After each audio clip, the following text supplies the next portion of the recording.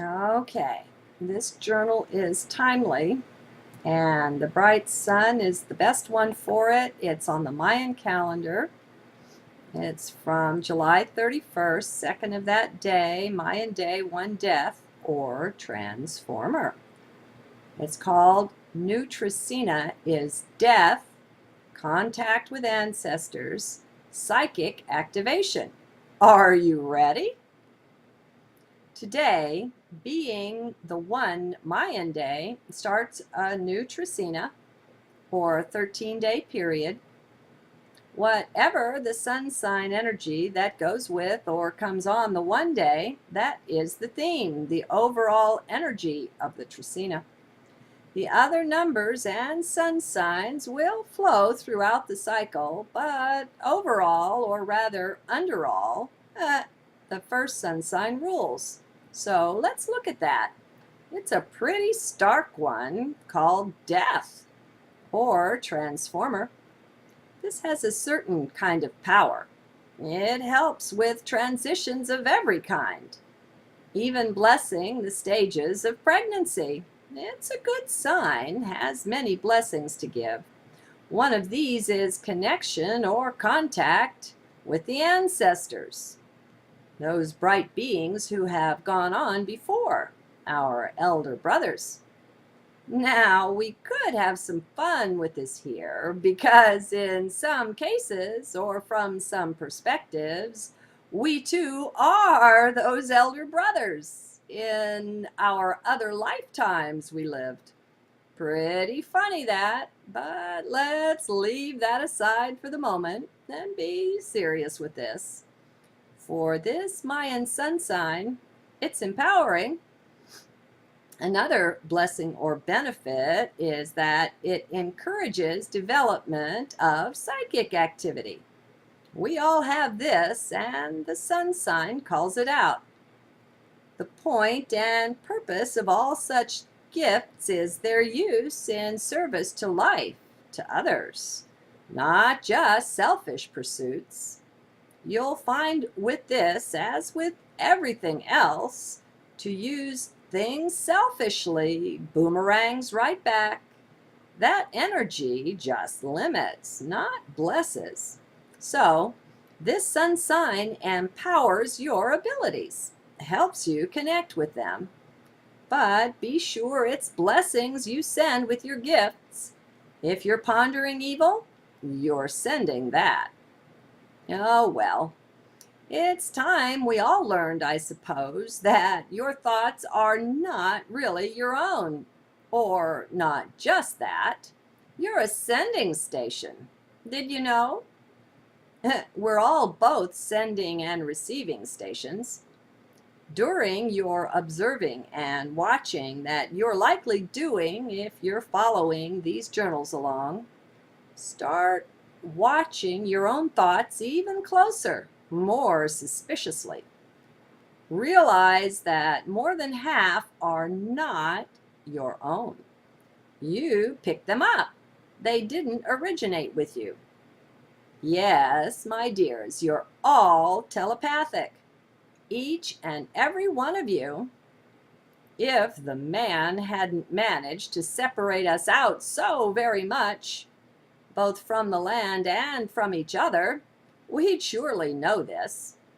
If we communicated with one another more and got our information that way, instead of from the programming machines in our living rooms and cars, where we more die than live, then we'd likely more realize how much we hear within from each other. Before I quit watching television, I noted an interesting phenomena. I bet some of you have too. Try this on for size.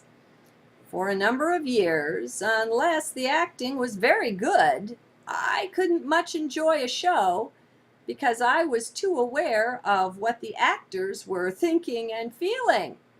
And most of them are not too deeply into their parts. So I was getting the mixed message they sent. Out of their mouths came their lines, and out of their minds their thoughts. They didn't mesh too well.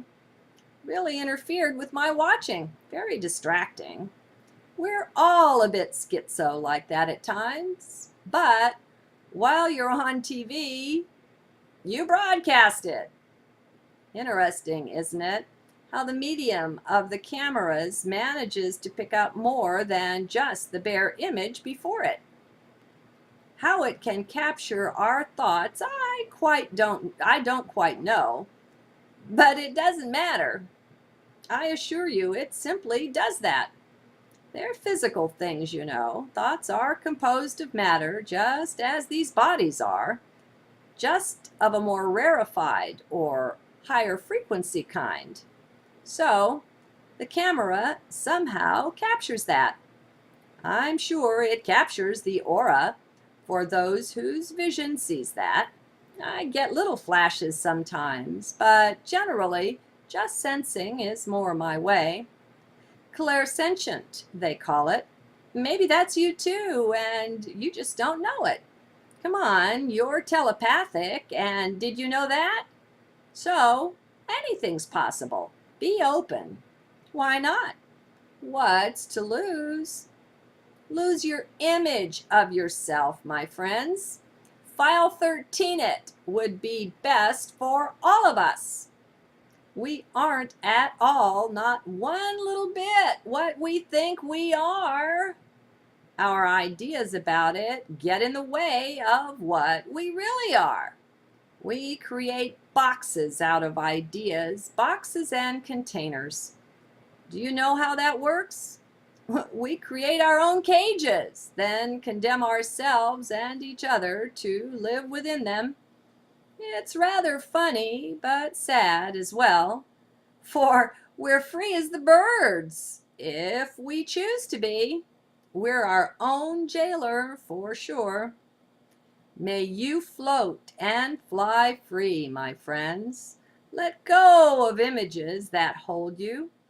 You are so far vaster than anything you could envision. Here in 3D, we can't see. As long as we're mind-bound, we're condemning ourselves to myopic vision, when we could soar with the birds. Be the eagle you are. Be not mind-bound anymore. Let thought go. It entraps you. Just fly free. Enter into heart if you please. That's the portal that leads to your freedom. It's kind of funny, really. We carry our freedom around with us wherever we go. There we are, here and there, moaning about our lot sometimes, about the messy state of the world, grumbling about this or that, when all along the portal to complete and total freedom is quite literally as close as our breath. Source or spirit has quite a sense of humor, you've heard me say.